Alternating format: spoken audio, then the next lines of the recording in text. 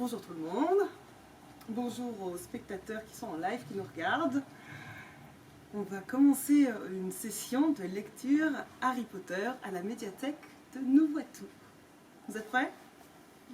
Ouais, ok.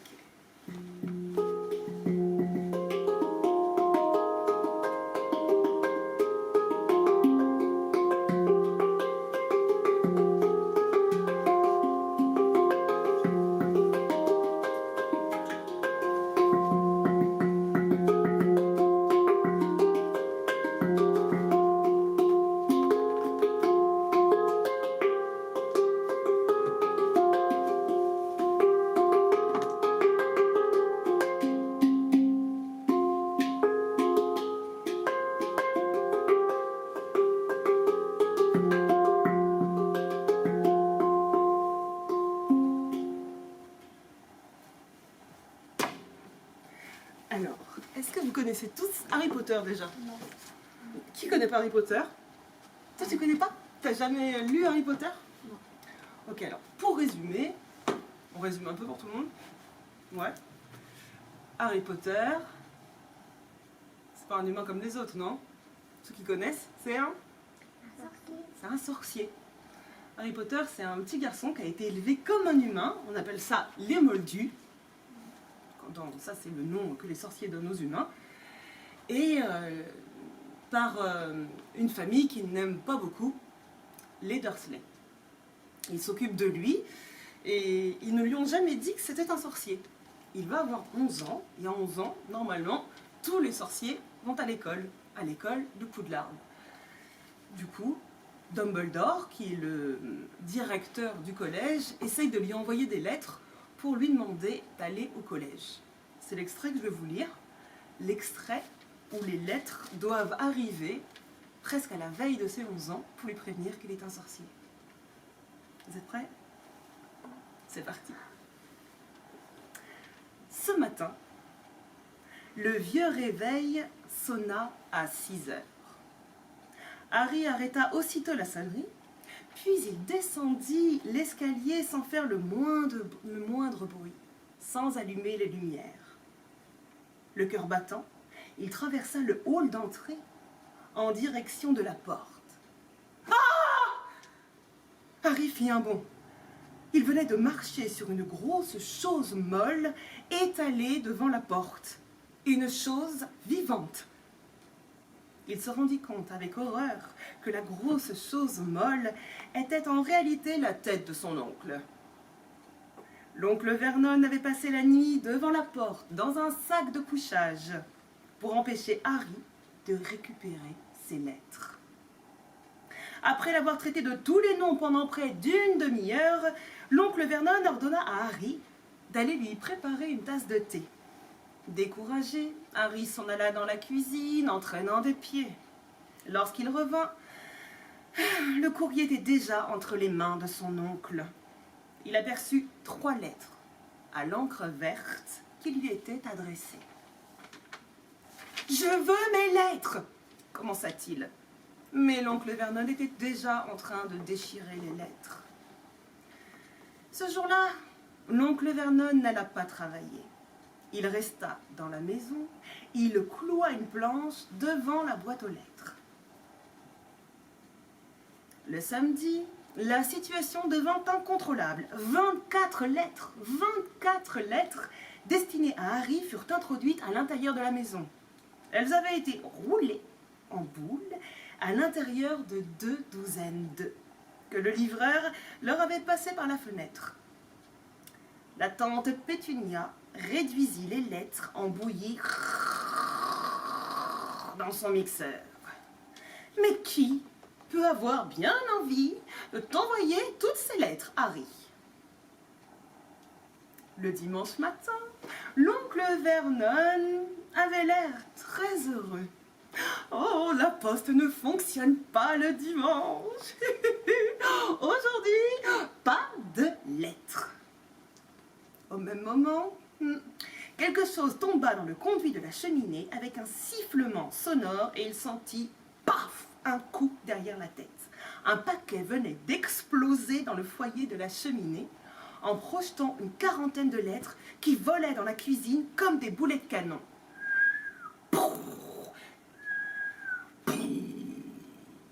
Les Dursley se baissèrent pour éviter les projectiles, tandis que Harry essayait d'en attraper un au vol.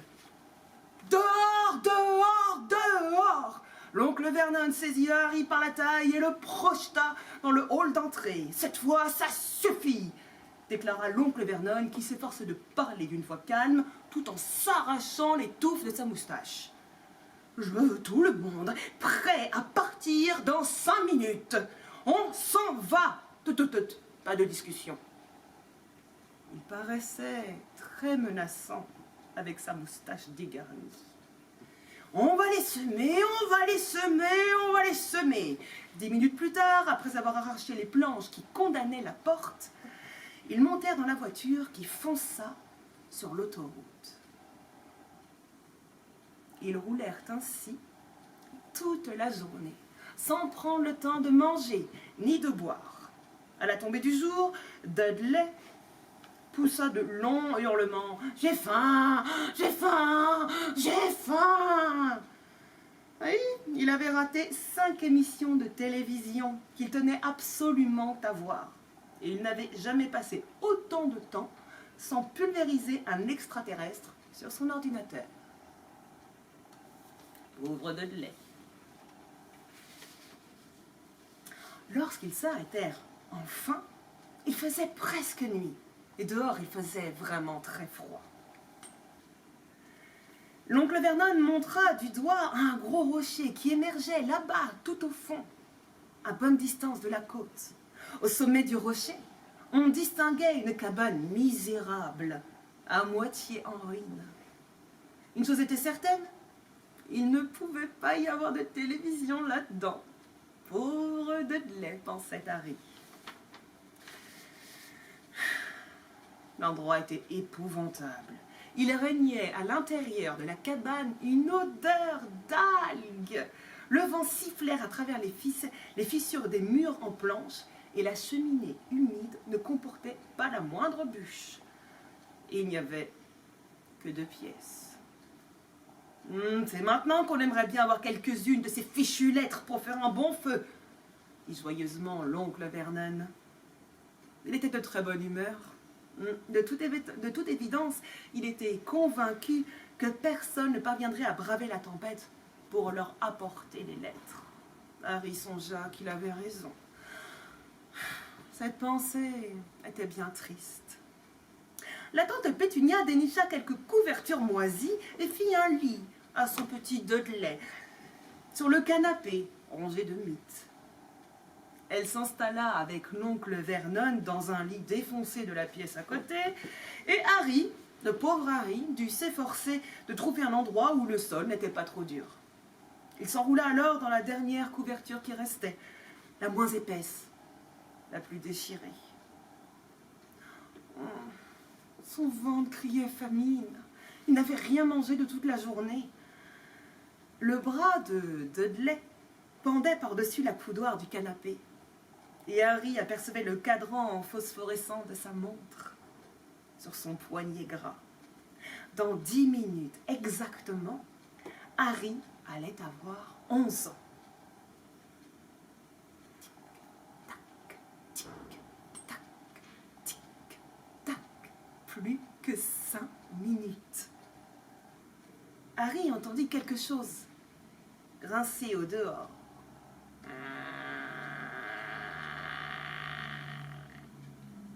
Plus que 4 minutes.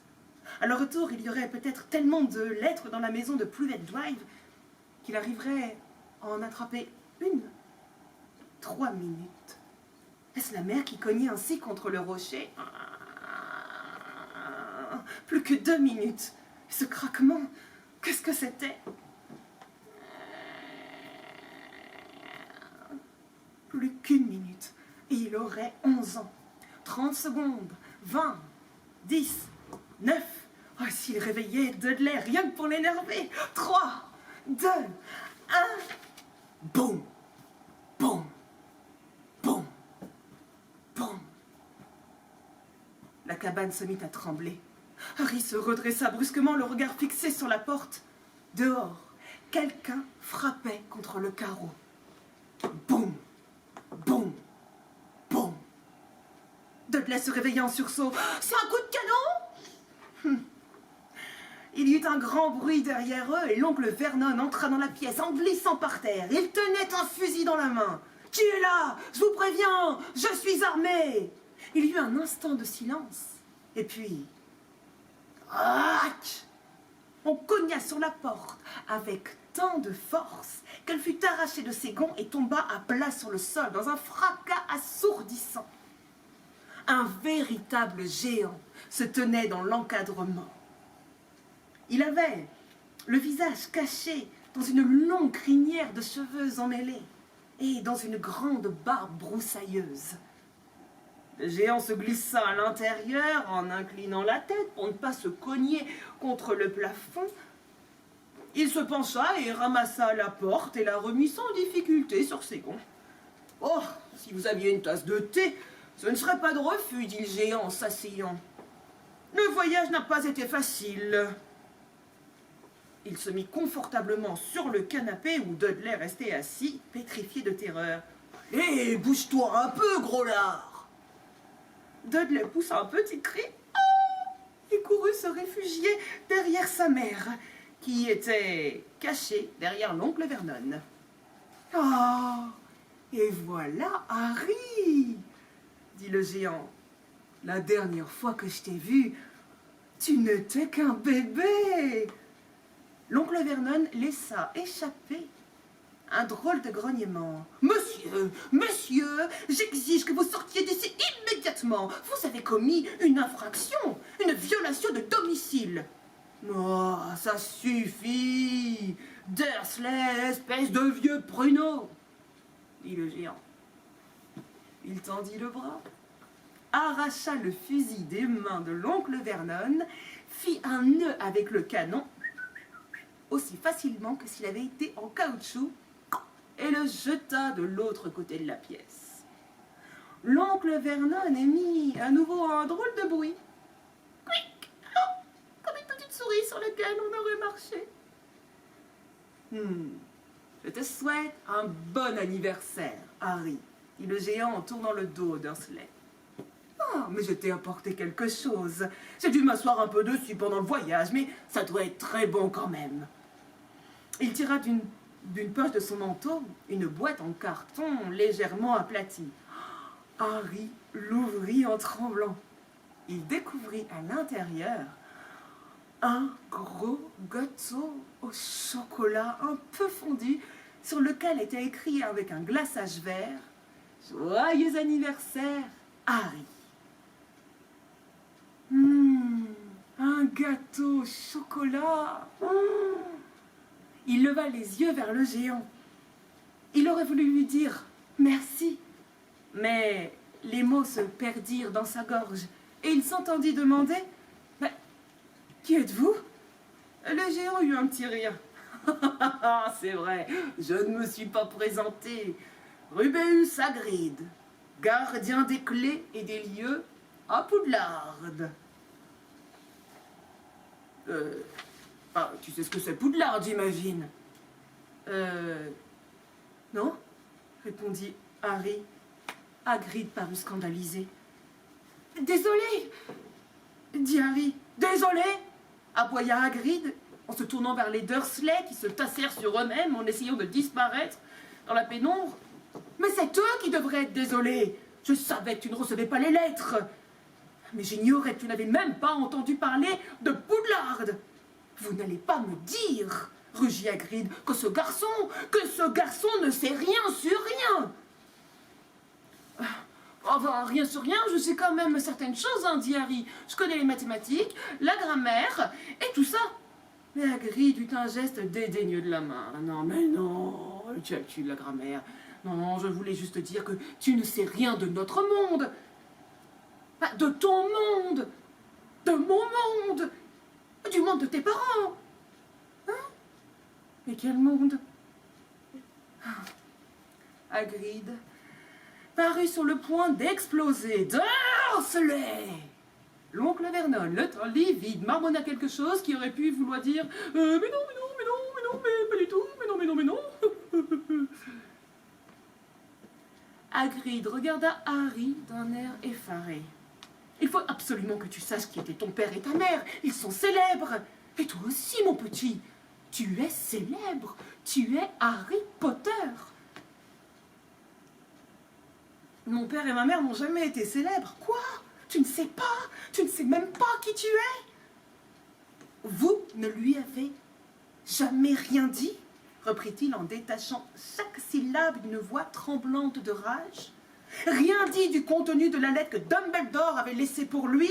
J'étais là, j'ai vu Dumbledore déposer la lettre Dursley. Et vous lui avez caché ça pendant toutes ces années? Mais cachez quoi? Dit Harry. Ça suffit, je vous interdis, s'exclama l'oncle Vernon, pris de panique. La tante Pétunia eut une exclamation d'horreur. Oh! Je vais vous transformer en pâté tous les deux. Harry, tu es un sorcier. Je suis quoi? Un sorcier, bien sûr. Tu deviendras un sacré bon sorcier dès que tu auras un peu d'entraînement. Mais tiens, maintenant, il faut que tu lises cette lettre. Harry tendit la main pour prendre l'enveloppe de parchemin. Il y avait écrit « Monsieur Harry Potter sur le plancher de la cabane au sommet du rocher en pleine mer ». Il ouvrit l'enveloppe. « Collège Poudlard, école de sorcellerie. Cher Monsieur Potter, nous avons le plaisir de vous informer que vous bénéficiez d'ores et déjà d'une inscription au collège Poudlard. Vous trouverez ci-joint la liste des ouvrages et des équipements nécessaires au bon déroulement de votre scolarité. La rentrée étant fixée au 1er septembre, nous attendons votre hibou le 31 juillet au plus tard. Veuillez croire, cher Monsieur Potter, en l'expression de nos sentiments distingués. Minerva McGonagall, directrice adjointe du collège Poudlard. L'oncle Vernon était furieux.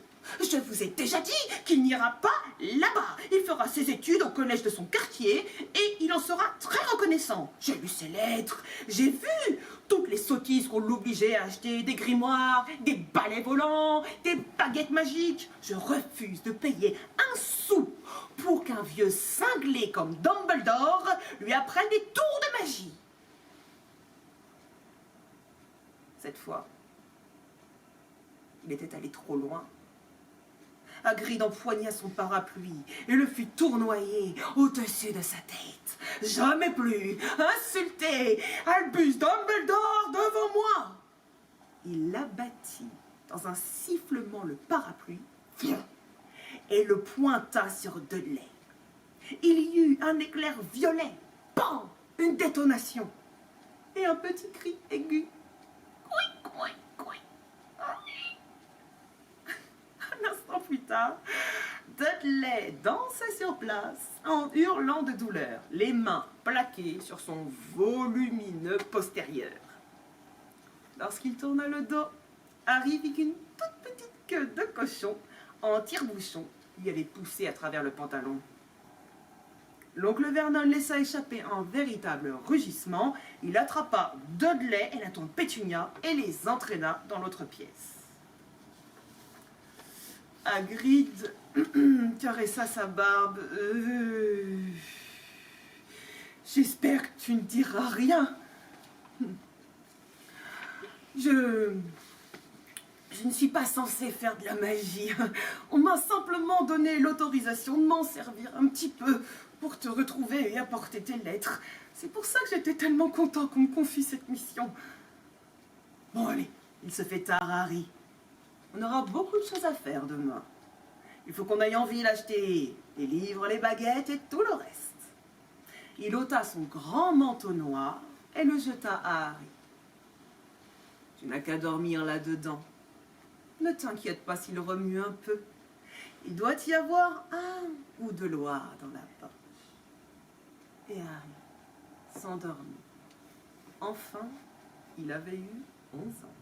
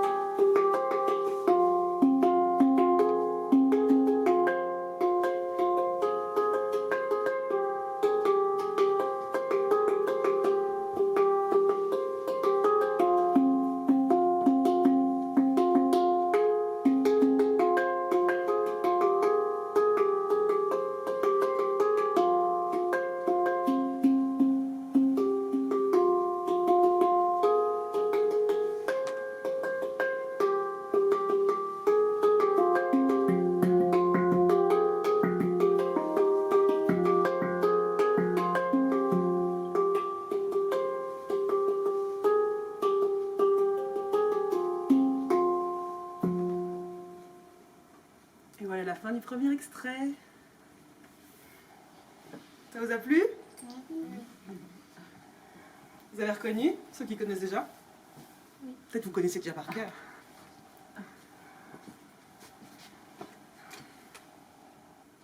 T'as tout compris, toi qui connaissais pas? Alors, en tout, il y a trois extraits, et j'ai sélectionné un autre extrait. J'ai sélectionné un cours de magie. Alors, ceux qui ne connaissent pas, du coup, Harry Potter va aller au collège, et du coup, il va avoir des cours, comme vous. Vous avez cours de quoi, vous, généralement? Mathématiques, français, grammaire. Bah, les sorciers, ils ont bien sûr des cours de magie. Ils ont aussi des cours de plantes, des plantes un peu sorcières, si tu te rappelles. Comme, vous pouvez me citer une plante, par exemple, qui crie tout le temps quand on l'arrache? La mandragore, si tu te rappelles bien.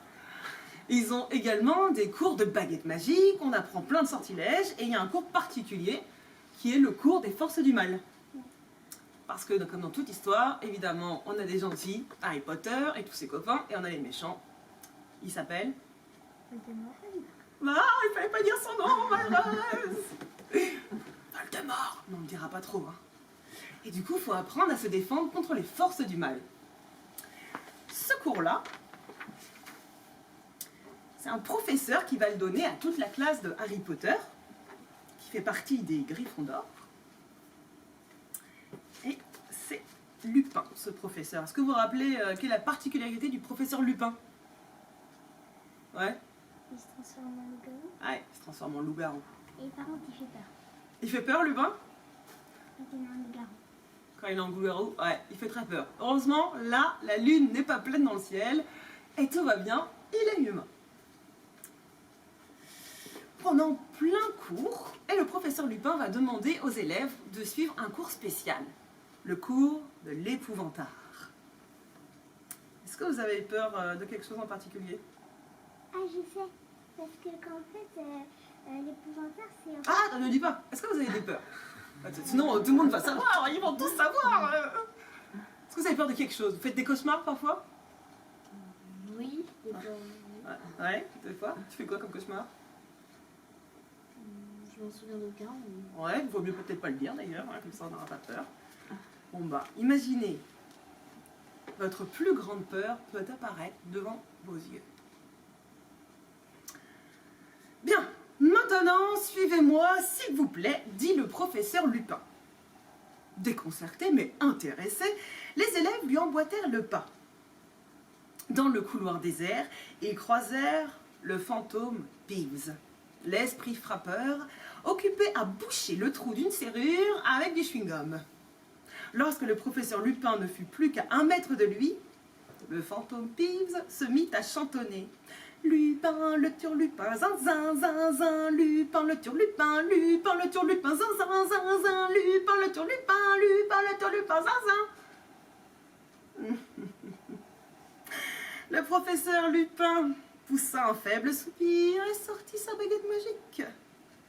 Voici un sortilège qui peut se révéler utile, dit-il à ses élèves. Regardez bien. Il leva sa baguette qu'il pointa vers Peeves en lançant Vadivas.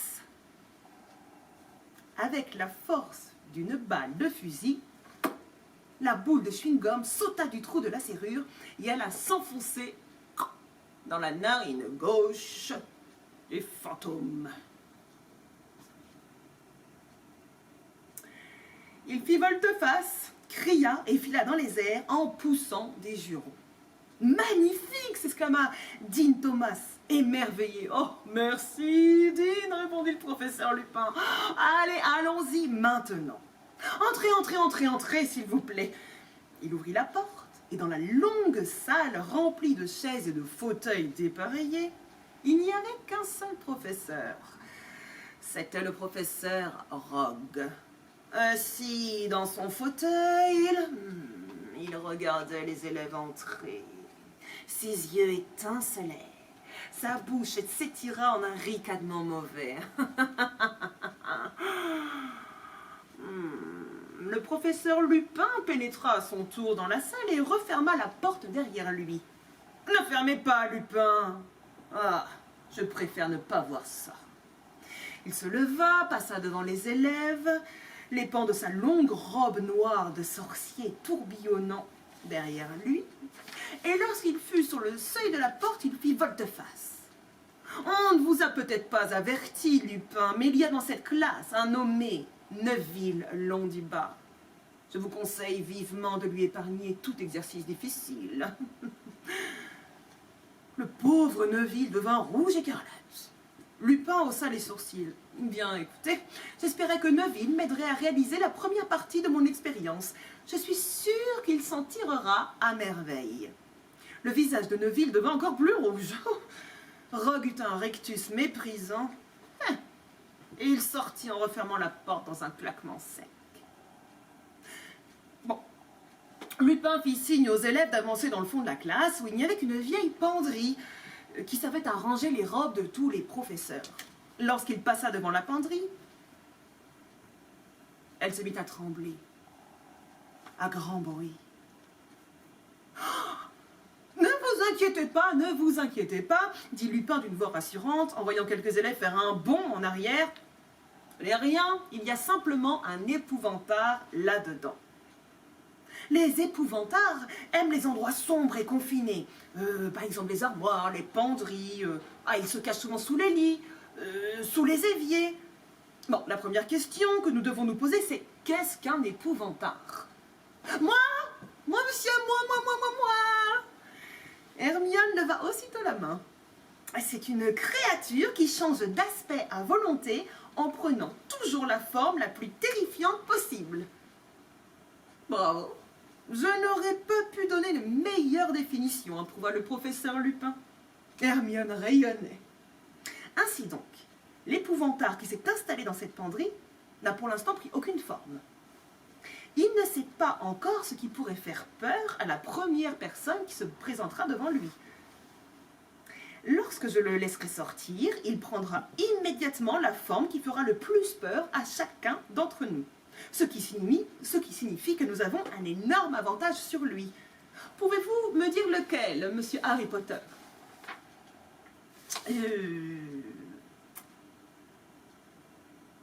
Ah mais oui, je sais. Étant donné que nous sommes nombreux, il ne saura pas quelle forme prendre pour faire peur à tout le monde en même temps.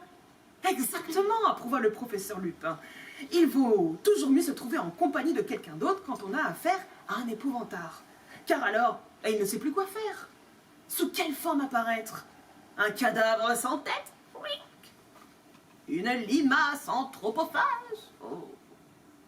Un jour, j'ai vu un épouvantard commettre une erreur. Il a essayé de faire peur à 2 personnes à la fois. Bon, c'était atroce. Il s'est transformé en demi-limace. Ça n'avait rien de très effrayant. Il existe un moyen très simple pour se débarrasser d'un épouvantard.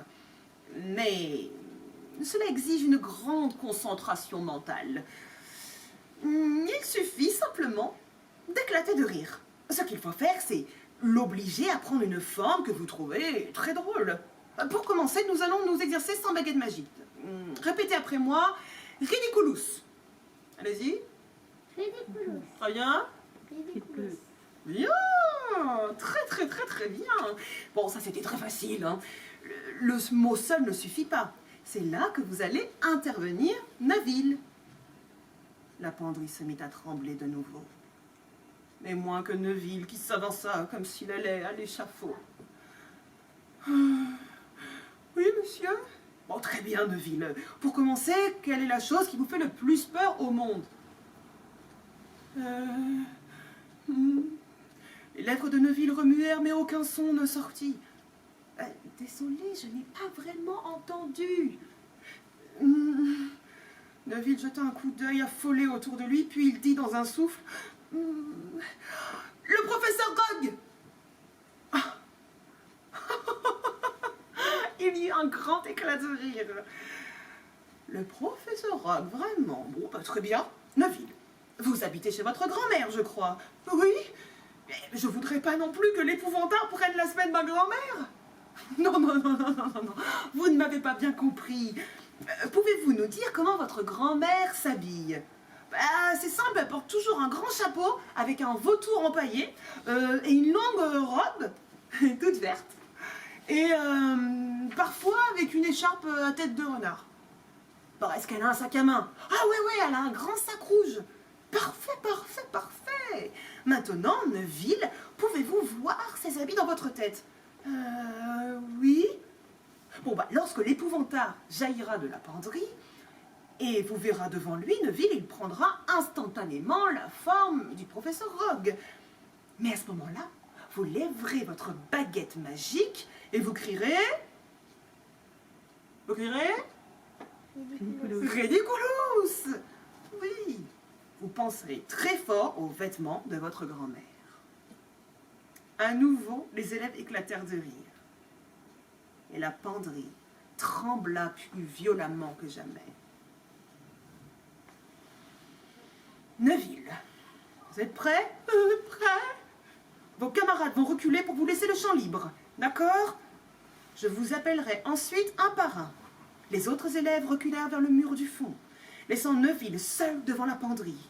Il avait le teint pâle et semblait terrorisé, mais il avait remonté les manches de sa robe de sorcier et tenait sa baguette prête. Attention Neville, je compte jusqu'à 3. 1, 2, 3, c'est parti!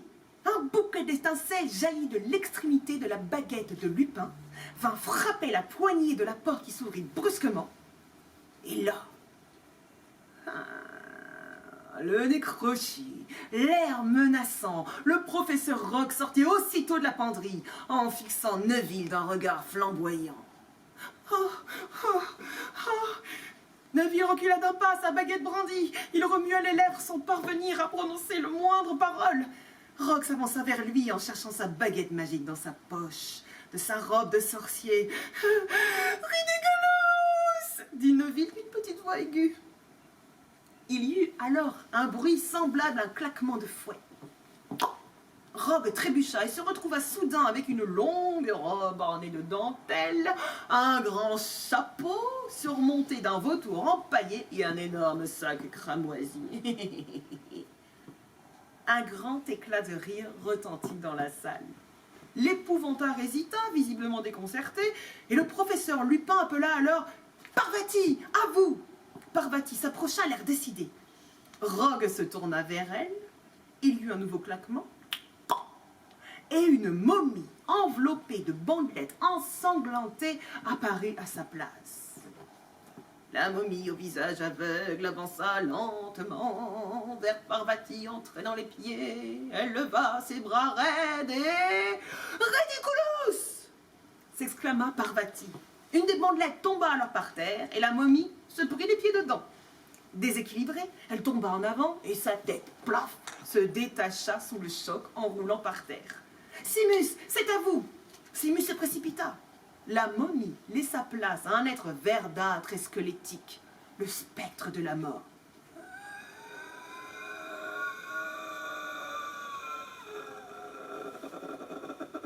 Il poussa une longue plainte stridente qui n'avait rien d'humain. « Oh, ridiculous !» s'écria Simus. Le spectre porta aussitôt les mains à sa gorge. Il était devenu aphone, plus un mot ne sortait de sa bouche. Et clac, le spectre se transforma en un gros rat qui se mit à courir après sa queue, puis en un serpent à sonnette, puis en un œil gigantesque injecté de sang. « Il ne sait plus où il en est !» s'écria Lupin. « On y arrive! Dites, c'est à vous !» Clac, l'œil se métamorphosa en une main coupée qui courut vers lui comme un crabe. « Ridiculous !» lança Dean, et la main se retrouva prise au piège, clac, dans un piège à souris. « Excellent, excellent, excellent! À vous, Ron !» Des hurlements retentirent. « Ah ! Une araignée géante d'1,80 m de haut! Imaginez une araignée géante avec toutes ses pattes velues, couvertes de poils répugnants, s'avança vers Ron en faisant cliqueter ses grosses pinces menaçantes. Pendant un instant, Harry crut que Ron était paralysé de terreur. Mais... Ridiculous! Lança Ron. Les pattes de l'araignée disparurent aussitôt, et l'animal se mit à tourner plusieurs fois sur lui-même comme un tonneau sans s'arrêter. Allez, Neville, il faut en finir! Rogue apparut de nouveau. Et cette fois, Neville s'avança vers lui d'un air décidé. Ridiculous! Pendant une fraction de seconde, Rogue se retrouva à nouveau vêtu d'une longue robe ornée de dentelle, et Neville éclata de rire.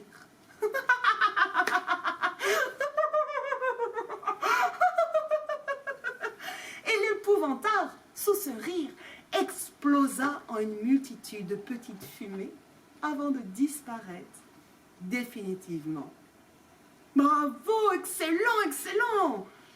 dit le professeur Lupin sous les applaudissements de toute la classe. « Bravo Neville, bravo tout le monde ! Voyons, je vais donner à Gryffondor 5 points pour chaque élève qui a terrassé l'épouvantard et 10 points pour Neville, qui a été très courageux.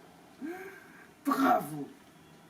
Surexcités, les élèves quittèrent la salle des professeurs dans un grand brouhaha. « Waouh, tu m'as vu avec le spectre !» s'écria Simus. « Et moi, attends, avec la main coupée oh, et cette araignée !» dit Ron. C'était le meilleur cours de défense contre les forces du mal qu'on ait jamais eu, s'exclama Ron. Et c'était bien vrai.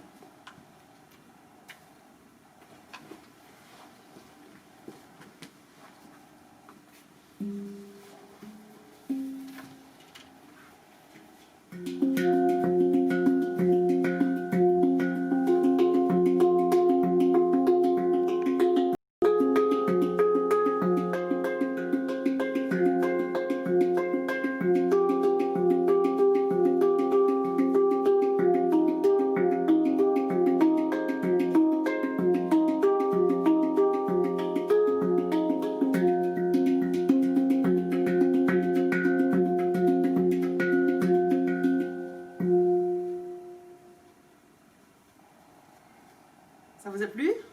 Vous avez envie d'apprendre les tours contre les forces du mal maintenant? Qui a peur des araignées à part moi? Personne? Toi, oui. Toi aussi un petit peu? Moi j'aurais fait comme Ron. Hein.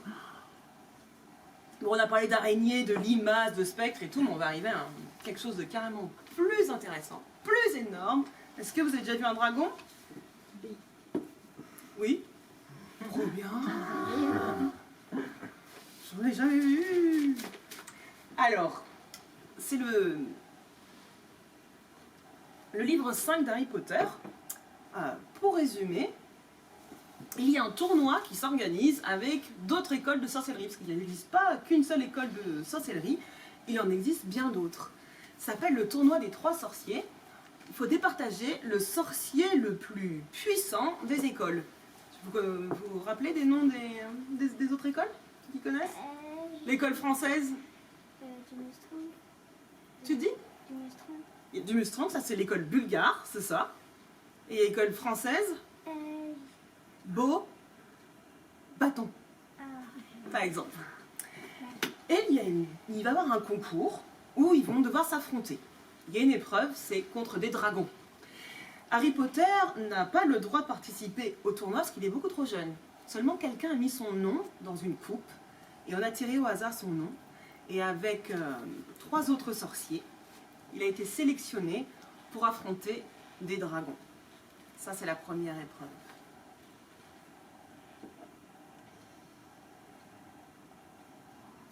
Vous êtes prêts? Ok. Vous êtes prêts là-bas? Ok. Je sais, plein de gens en folie derrière l'écran. Ce jour-là, les cours devaient cesser à midi pour donner aux élèves tout le temps de se rendre à l'enclos des dragons. Harry avait l'impression qu'une étrange distance les séparait des autres. Ceux qui lui souhaitaient bonne chance, comme ceux qui lançaient sur son passage des mots comme « On va préparer une boîte de mouchoirs pour te pleurer, Potter !» Il se trouvait dans un tel état de nervosité qu'il se demandait s'il n'allait pas perdre la tête et jeter des sorts à tout le monde quand on essaierait de l'emmener vers les dragons. Le professeur McGonagall se précipita sur lui alors qu'il était encore à table. Ah, Potter, les champions doivent se rendre dans le parc dès maintenant. Vous devez vous préparer pour votre première tâche. Venez, venez, Harry. D'accord, fit Harry en faisant tomber sa fourchette. Bonne chance, Harry, lui murmura Hermione. Tu verras, tout va très bien se passer. D'accord, oui, dit Harry. Il quitta la grande salle avec le professeur McGonagall. Ne paniquez surtout pas, hein. Gardez la tête bien froide. Il y a des sorciers qui sont là pour contrôler la situation. Si les choses ne se passent pas très bien. L'essentiel, c'est que vous fassiez de votre mieux. Personne n'aura une mauvaise opinion de vous. Ça va, Potter? Vous allez bien? Ouais, ça va très bien, dit Harry. Bon, allez, on vous attend dans la tente. Vous devez entrer là avec les autres champions. D'accord? Merci. Et il entra dans la tente. Fleur de la cour, une sélectionnée, était assise dans un coin. Elle paraissait très pâle. Victor Crumb, le Bulgare, semblait plus renfrogné que jamais. Cédric, qui faisait partie aussi de Poudlard, faisait les 100 pas. « Oh, mais qui voilà? Mais c'est Harry !» s'exclama Verpet d'un ton joyeux. « Mais entre, fais donc comme chez toi. Ça y est, tout le monde est là. Bon, il est donc temps de vous mettre au courant. Lorsque le public sera installé, je vous demanderai de piocher à tour de rôle dans ce petit sac. » Il leur montra un petit sac de soie. Voilà, vous y prendrez chacun un modèle réduit de la chose que vous devrez affronter tout à l'heure. Bon, il faut que je vous dise quelque chose. Hein. Oui, voilà, votre tâche consistera à vous emparer de son œuf, de l'œuf d'or. De l'œuf d'un dragon. Oh, Harry regarda autour de lui. Cédric avait le teint légèrement verdâtre. Fleur de la cour et Crumb n'eurent aucune réaction. Il craignait peut-être que le seul fait d'ouvrir la bouche ne les rende malades. C'était en tout cas ce que Harry lui-même ressentait. « Les dames d'abord !» dit Verpet en présentant le sac à Fleur de la cour. Et là, elle y plongea une main tremblante et en retira un minuscule dragon miniature. C'était un ver gallois. Crumb sortit le boutefeu chinois aux couleurs écarlates. À son tour, Cédric glissa la main dans le sac et en sortit le suédois à museau court, aux couleurs gris-bleu. Harry se concentra, plongea la main dans le sac et prit le magyar à pointe. Lorsque Harry le regarda, le dragon miniature étendit ses ailes et lui montra ses crocs minuscules. Eh bien, nous y voilà, dit Verpet. Vous avez chacun tiré au sort le dragon que vous devrez affronter. Allez, maintenant, il va falloir que je vous quitte, car c'est moi qui fais le commentaire. Monsieur Diggory, Cédric, voilà, vous êtes le premier, Harry, le dernier. Hein? Lorsque vous entendrez un coup de sifflet, vous sortirez de la tente et vous entrerez dans l'enclos où vous attendra votre dragon. D'accord? Bon, allez, mon Dieu, il faut que je file, hein? Et soudain, le coup de sifflet retentit. Cédric sortit de la tente, le teint plus vert que jamais. Harry essaya de lui souhaiter bonne chance, mais il ne parvint à émettre qu'une sorte de grognement rauque. Quelques secondes plus tard, ils entendirent les acclamations de la foule. « Cédric, Cédric, Cédric, Cédric !» Ce qui signifiait que Cédric venait de pénétrer dans l'enclos et se trouvait face au dragon. Il n'avait plus rien de miniature à présent. C'était pire que tout ce que Harry avait imaginé. Assis là, immobile, il entendait la foule crier, hurler, pousser des exclamations. Oh, retenir son souffle au spectacle des efforts de Cédric pour passer devant le dragon.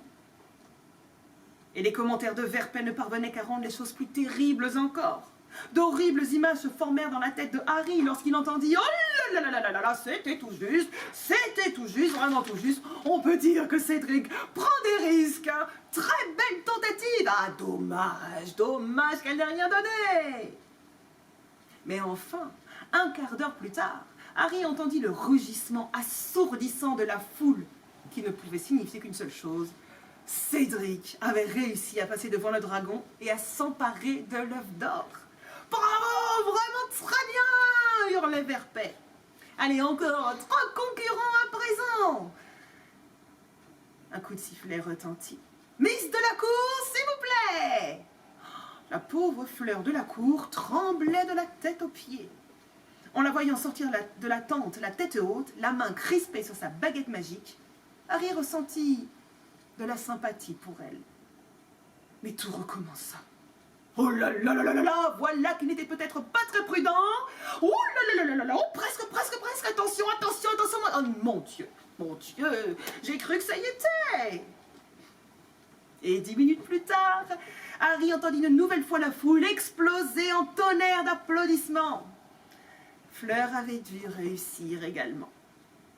Enfin, un 3e coup de sifflet retentit. « Voici à présent Monsieur Crème !» Crème sortit de son pas traînant, laissant Harry seul dans la tente. « Ouf! Ouh là là là là! Très audacieux, Monsieur Crème !» s'écria Verpet. Harry entendit le dragon, le boute-feu chinois, émettre un horrible hurlement, tandis que la foule retenait son souffle. Oh là là, on peut dire qu'il n'a pas froid aux yeux celui-là, mais oui, il a réussi à s'emparer de l'œuf. Les applaudissements retentirent avec force. Crème avait fini. À tout moment, ça allait être le tour de Harry. Quelques instants plus tard, le coup de sifflet retentit et il sortit de la tente dans un crescendo de panique. Tout ce qu'il voyait devant lui avait l'air de sortir d'un rêve. Des centaines de visages le regardaient dans des tribunes qui avaient été dressées par magie. Le Magyar à pointe, l'énorme dragon lui faisait face. À l'autre bout de l'enclos, le dragon, plutôt la dragonne, couvait ses œufs, les ailes à demi refermées, les yeux jaunes, féroces, fixés sur lui. Tel un monstrueux lézard aux écailles noires, elle agitait sa queue hérissée. La foule s'époumonnait dans un grand tumulte. « Harry Potter! Harry Potter! Gryffondor! Gryffondor! Gryffondor !» Harry ignorait si ces cris lui étaient favorables ou hostiles. Peu lui importait. Le moment était venu de faire ce qu'il avait à faire. Il leva sa baguette magique et dit « Action! Éclair de feu !»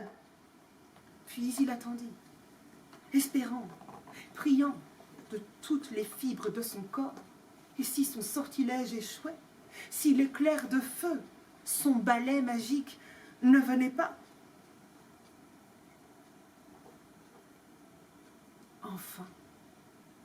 Enfin il l'entendit, fondant les airs derrière lui.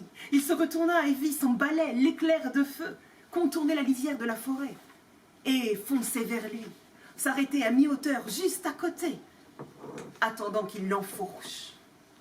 Verpet cria quelque chose. Harry. Le tumulte de la foule s'amplifia. Potter.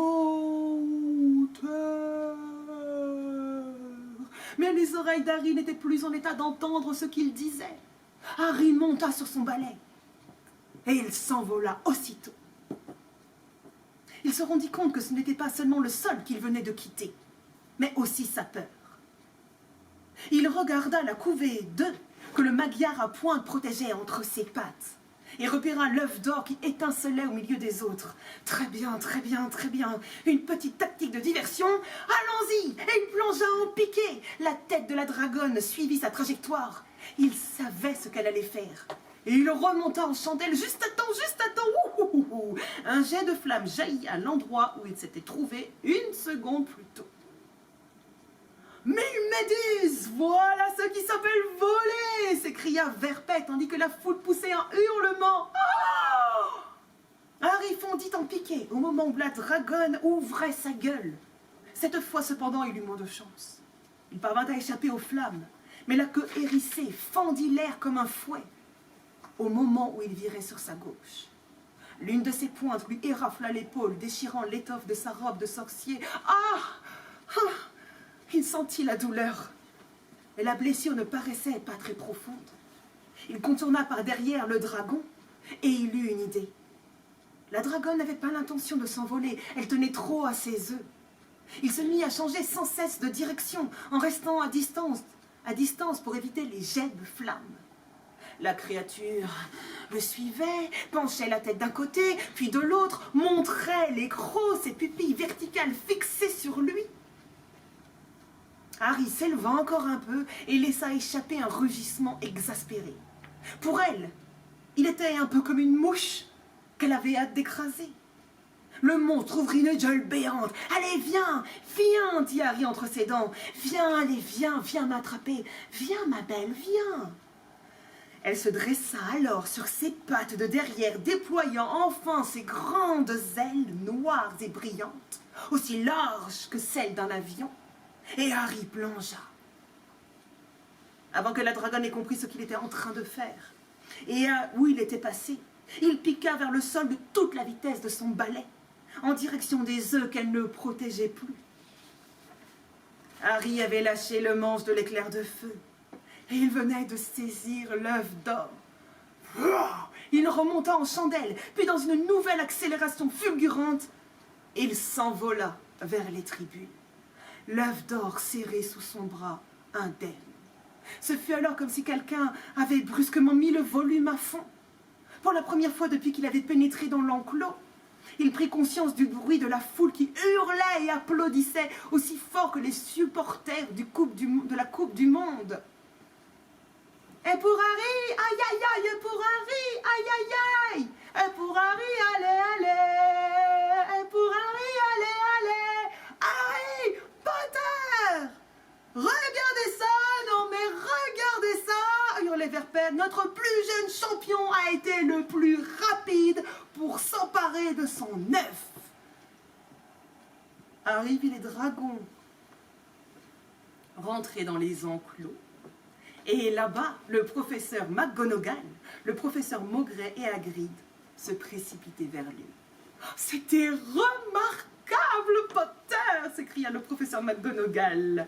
« C'était extraordinaire, Harry. Tu as été incroyable, dit Hermione. »« Harry, dit Ron qui venait d'arriver aussi.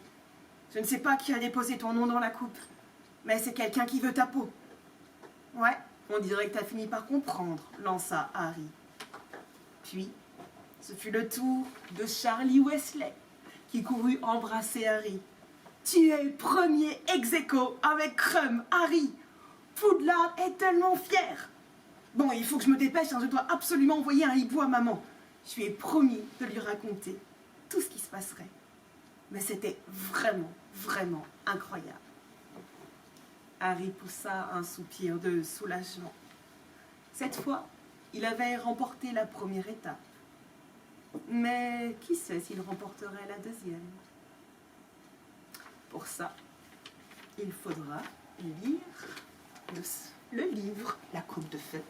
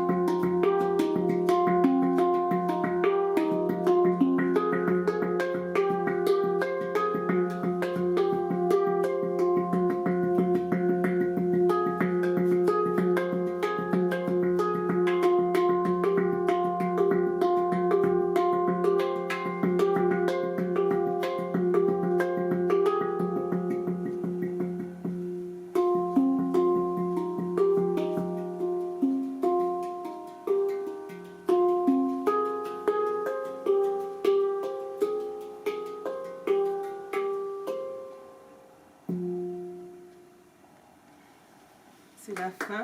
Merci beaucoup. Merci.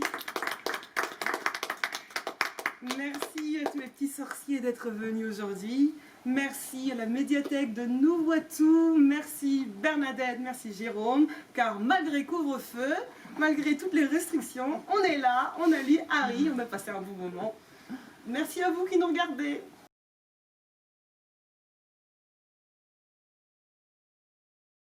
Est-ce que quelqu'un a remarqué quand même que j'avais un peu le symbole de Serpentard? Ouais. Je suis passée un peu de l'autre côté. Hein.